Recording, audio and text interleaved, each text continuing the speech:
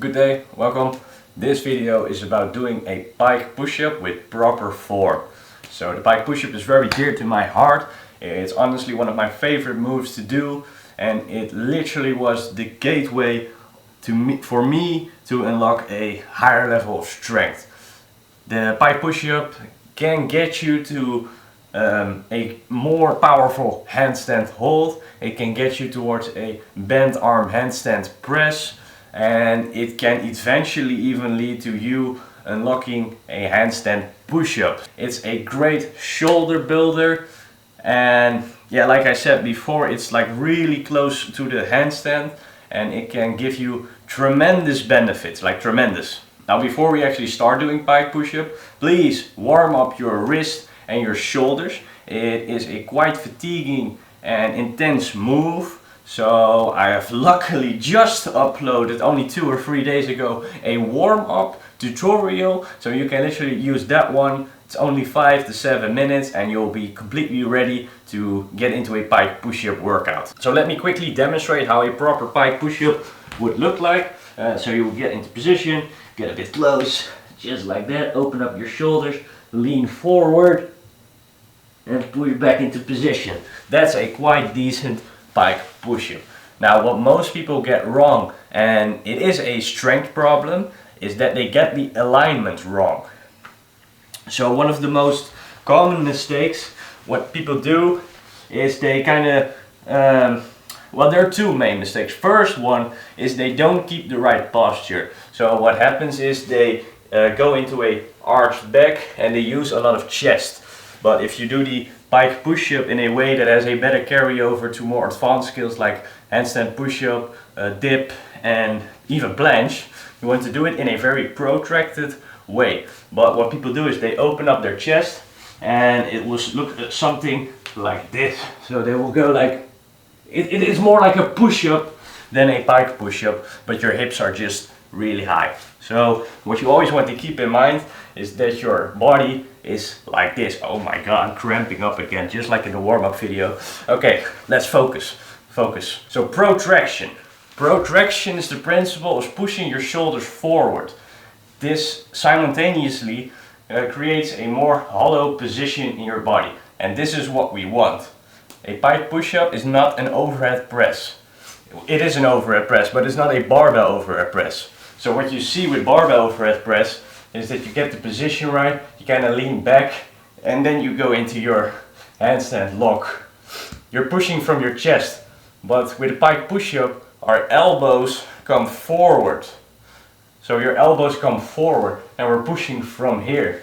So what people are doing, it's not wrong, but it can get better. What people are doing is they'll set a position, and what they do is they go straight down.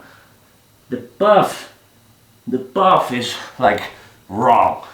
What we want is the alignment, like I mentioned before. And the alignment in the pike push-up is that we keep our elbow above our wrist. You can easily spot the difference. So this is quote unquote wrong. Going like this. So we're kind of like doing a tricep extension, and this is good, quote unquote.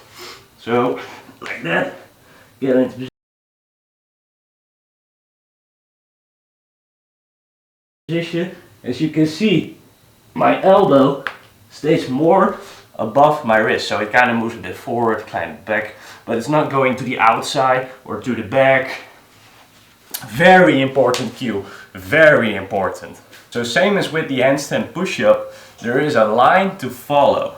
When we do a handstand push-up, we cannot just go straight down. What we want is we shift our shoulders forward. So it's the exact same as with the pike push-up. Our elbow stays in front of our wrist and our shoulders move forward and go back into position. Again, stack position, elbow above wrist, shoulders come forward and push back into position. Okay, now the problem with doing it like this is that it is way heavier. It's like different level, you know. And what people get wrong is they try to do sets of 8, sets of 12, but they fail. they cannot do it. So what they do is they adjust the form, so they go arched back, or they don't lean as much forward, or they have their legs all the way over there, and they try to get 8 to 12 reps. But what we can also do is use the proper form and just do singles or doubles or triples.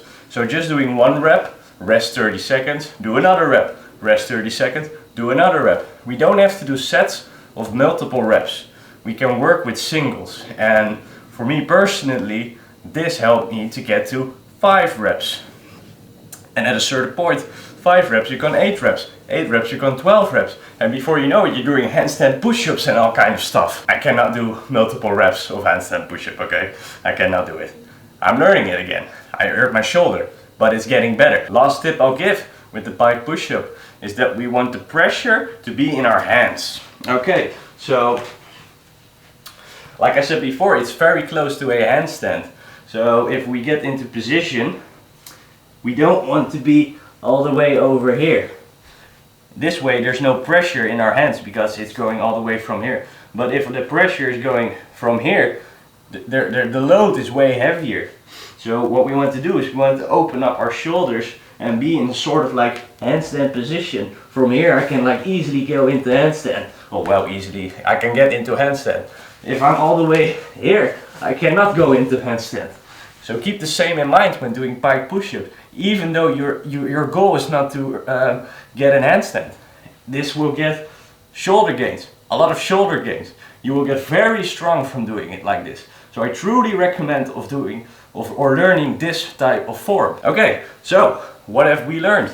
Alignment, number 1. Elbow above wrist. Shoulders go forward, they don't go straight down. Pressure is always on our hands. Try to really simulate the handstand.